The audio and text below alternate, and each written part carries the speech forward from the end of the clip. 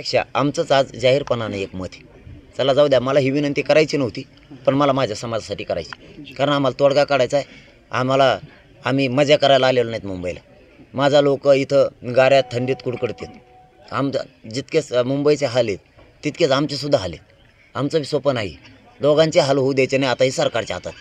तर आमची अशी विनंती, मुख्यमंत्री साहेबांना, देवेंद्र फडणवीस साहेबांना आणि अजितदादा पवार साहेबांनी स्वतः प्रत्यक्ष यांनी चर्चा लिहून हे तोडगा काढावा, ही माझी समाजाच्या वतीनं तिघांनासुद्धा विनंती. कारण आम्हाला बी मुंबईला यायची हौस नाही, नसता मात्र मग आम्ही मुंबईकडे निघालेले. तुम्ही स्वतः तिघही लक्ष घाला. मी समाजाच्या वतीनं तुम्हाला विनंती केली शेवटची, तुम्ही तिघांनी लक्ष, त्यांनी यावं, चर्चा करावी, ही तोडगा लगेच काढावा. म्हणजे हे शिष्टमंडळ जे येणार आहे, नाही हे असंच राहील दादा चालू.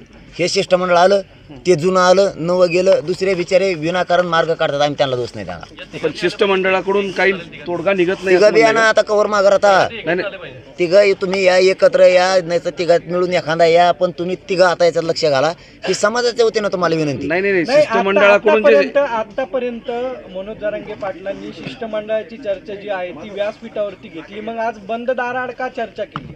बंदार आड काय इतक्या मापमध्ये कुठे चर्चा करतील? या बाजूला एक आहे की शिष्टमंडळ येणार आहे, दुसऱ्या बाजूला तुम्हाला आझाद मैदानावरती परवानगी दिलेली नाही. आझाद मैदान पोलिसांनी तुम्हाला एक नोटीस सुद्धा आणून दिलेली आणि ते म्हणतात की तुम्ही दुसऱ्या मैदानावरती तुमचं आंदोलन करा, आझाद मैदानावरती येऊ नका. त्याऐवजी नवी मुंबईतलं मैदान सुचवलंय, म्हणजे मुंबईत येऊ नये अशा प्रकारचा त्यांचा प्रयत्न आहे असं म्हणावं. नाही, आझाद मैदानावर व्यासपीठ उभा राहिले. तिथल्या कमिशनरनं, ते साहेब कोण आहेत कमिशनर साहेब, त्यांनी दिले मला. आताच तिथल्या सगळ्या आमच्या बांधवांचा कॉन्टॅक्ट झाला आहे.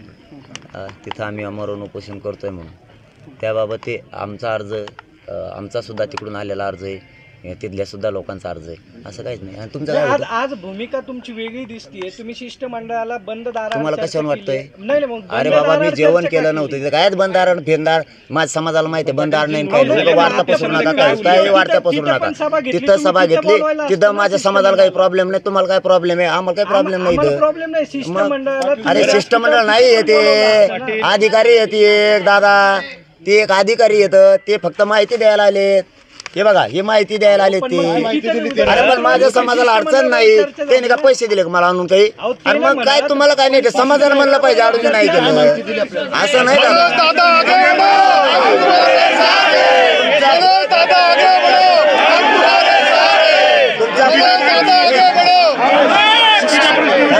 थांबा रे, तुम्ही पहिल्या दिवसापासून विरोधातच बोलताय. पहिल्या दिवसापासून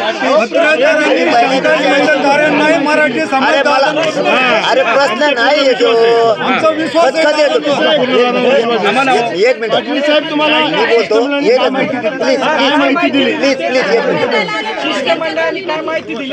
एक मिनिट थांबा, सगळे शांत बस. तुमचे 2 दिवसापासून आला, त्याच्यापासून तुमची तीच खतखत आहे, तुमचे प्रश्नच वेगळे आहेत आल्यापासून. अरे माझ्या समाजाला नाही अडचण, मग जेवायचं एकच मिनिट. अरे ऐका हो, तुम्ही हा तुम्ही खरे आधारस्तंभ आम्ही आमचे जनतेचे, ऐका प्लीज. एकच सर, तुम्ही खरे आधारस्तंभ आमचे ऐका. आतापर्यंत तुम्ही साथ दिली मीडियाच्या बांधवांनी.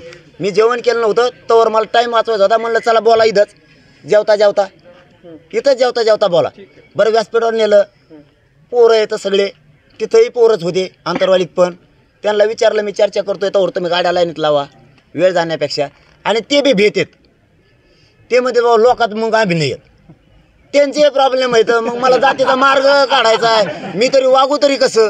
ते म्हणते त्या पोरात नाही चर्चा काहीच नाही. ते म्हणले आता शिष्टमंडळ कोणते पत्रक घेऊन येणार आहे, म्हणलं येऊन द्या. मग मी चाललो मुंबईकडे. काही मुद्दे तुम्ही लिहून घेतलेले आहेत? काहीच नाही, तेच मी बोललेलं होतं ते, काहीच नाही. चालता माझ्या ध्यानात राहा म्हणून. 54 लाखाच्या नोंदीबाबतची चर्चा झाली, त्यांच्या नातेवाईकांना प्लस चर्चा झाली, सगळ्या सोयऱ्यांच्या अध्यादेशाबद्दलची चर्चा झाली. आम्हाला तिन्ही अत्यंत गरजेचे आहेत. प्रॉपर्टीच्या खटल्याबद्दलही झाली, पण ते तो समजा बाकीचा जनरल विषय ते लगेच करायला तयार आहेत. आमच्या गुन्ह्याबद्दल राज्यातल्या झाली, ते म्हणले ते आदेश काढतायत आणि घेऊन यायले. म्हणलं मग काय चर्चा करून उपयोग आहे? मग जेवायचं झालं, म्हणलं मी जातो, आम्ही मुंबईकडे निघतोय. फक्त बंदाराआड मला डागण्यात आलो. मी तुम्हाला विनंती करून सांगतो, मी बंदाराआडचा नाहीये, ते भ्यायला लागलेत लोकात यायला. मग आता मार्ग काढायचा तर काय करावं? नोंदी सापडल्या लोकांना किती प्रमाणपत्र दिलेत त्याचा काही आकडा सांगितलेला आहे काय? आणि तोंडी सांगितलंय, पण अधिकृत माझ्याकडे आल्यामुळं मीच नाही सांगत. अधिकृत नाही. मी त्यांना डाटा मागितला होता, त्यांनी डाटा न आणल्यामुळं मी नाही सांगू शकत. त्यांनी काय कोणती किती सांगितलंय तुम्ही म्हणले की नवं शिष्टमंडळ जुनं हे कंटिन्यू होऊ द्या ना प्रश्न. हा बरं, आझाद मैदानावर परवानगी नसली तरी तुम्ही आझाद पाटील ते त्यांचे वैयक्तिक काय आहे ते सकाळी नवीन एक आलं होतं ते कुठलं शिष्टमंडळ होतं आपलं आझाद ते म्हणले नाव सांगू नका, साहेबाकडूनच चालते तिकडूनच मंत्रालयाकडून मुख्यमंत्र्याचं नाव सांगू नका. हेच होतं त्यांचं बी तेच. त्यांनी तेच लिहून नेलंय. हे आता आले परवाचे हे साहेब, त्यांनी तेच लिहून नेलं. आता घेऊन येणार आहेत, तेच घेऊन येणार आहेत. मला फक्त वारंवार तेच होत हा. आहे. म्हणून जे मला हे सांगा की कंटाळा येतो या सगळ्या गोष्टीचा, की तुम्ही वारंवार म्हणतात की आम्हाला आरक्षण पाहिजे. सगळं काही 3-4 महिन्यापासून जे काय ते सांगतात. तुमच्या शब्दालाच आपलं प्रमाण आहे. कटाळा खरंच आलाय. शेवटचाही केलं प्रयोग. आता ते म्हणले तिकडे भ्यायला लागलो, तर म्हणलं मी भाकर खाता खाता बोलू. मला फक्त एवढंच, मी लय प्रामाणिक, मला डाग ना काढू. हा नाही सत्यता, एक माणूस म्हणून बोलतो, तुमचा पत्रकार म्हणून विचारणं गरजेचं आहे. मी तुम्हाला दोष बी देत नाही आणि समाजाने देऊ नका अजिबात कोणीच, त्यांचं विचारणं गरजेचं आहे. पण बंद आड ते लागलेत भ्यायला की पोरण घोषणा दिल्या की ते म्हणजे आमचा अंग थरथर कापत. काय सांगू आता, मग आता आडून जावं तर इकडून मला भेव येईल, नाही जावं तर तिकडून ये. आझाद मैदानावर परवानगी नाही तरी तुम्ही आझाद मैदानावर जाणार का? परवानगी दिली, परवानगी घेतली तिथल्या आमच्या बांधवांनी. त्यांनी सांगितलं, एक बाजूसुद्धा दिली त्यांनी आझाद मैदानची. तिथं स्टेज लावणं चालू आहे, पोलीस बांधवांनी त्यांना दिली असं त्यांनी मला आत्ता सांगितलं. वाटल्यास तुम्ही वीरेंद्र पवारांना विचारा दिली का, म्हणजे त्यांच्याकडे ते कागद आहेत. नाकारली ती परवानगी नोटीस तरी याची तुम्ही आहे जाणार का? असं ते पोलीस म्हणले, बॅबी वाचली परवानगी नाही. नाकारली तरी तुम्ही जाणार का? त्या नोटीशीत त्यांनी मला सांगितलं, मी वाचली नाही. उठलो होतो मी, नेमके कपडे घातले, मला जायचं होतं. ते म्हणले एकच मिनिट, एवढं उत्तर देत लगेच. त्यांनी मी वाचले नाही. ते म्हणले काहीच नाही, जे कोर्टात आहे त्याच्या बाबतची नोटीस आहे. म्हणलं आमचे वकील बांधव जाणार आहेत. या नोटिशीमध्ये ते सगळं दिलेलं आहे, कोर्टाने काय निर्देश दिलेले आहेत आणि सोबतच आझाद मैदानावर आंदोलन असला तर तिथं जाऊन तरी काय करायचंय? तिथं जायला हौस आहे का काही आम्हाला? तर नाही. माझा समाज आरक्षणासाठी तिथं चाललाय. आम्ही तोडगा निघावा म्हणून इथं आत्तापर्यंत थांबलो, पण तोडगा नाही आहे त्याच्यात. जे आम्ही त्यांना परवा सांगितलं तेच आहे. त्याच्या अगोदर 8 दिवसापूर्वी सांगितलं तोच विषय आहे. 1.5 महिन्यापूर्वी सांगितला तोच विषय आहे. त्याच दुरुस्त्यात त्यांचं तेच सुरू आहे आणखीनसुद्धा. परंतु त्यातलं एक सकारात्मक असू शकतं असं मला वाटतं की त्यांचं एक मोठं शिष्टमंडळ आणखीन थोड्या वेळाने येणार आहे. त्यानंतर त्यांचं असं म्हणणं आहे की त्याच्यात परिपत्रक, शासन निर्णय, आदेश असणार आहेत असं त्यांचं म्हणणं आहे. म्हणलं ठीक आहे, मग तेच येऊ द्या, तोवर आम्ही चालतो मुंबईकडंच. कारण इथं काही जणांच्या काही बाईट आल्यात असं मग ऐकून ये की बाईट आल्या आता ते गुलाल उधळणारे इथंच म्हणून, हा लोणावळ्यातच. आता मग आम्ही पण थांबलो, आम्हाला आरक्षणाचाच गुलाल उधळायचा आहे. म्हणजे एकूण चर्चेत काही नाही आहे.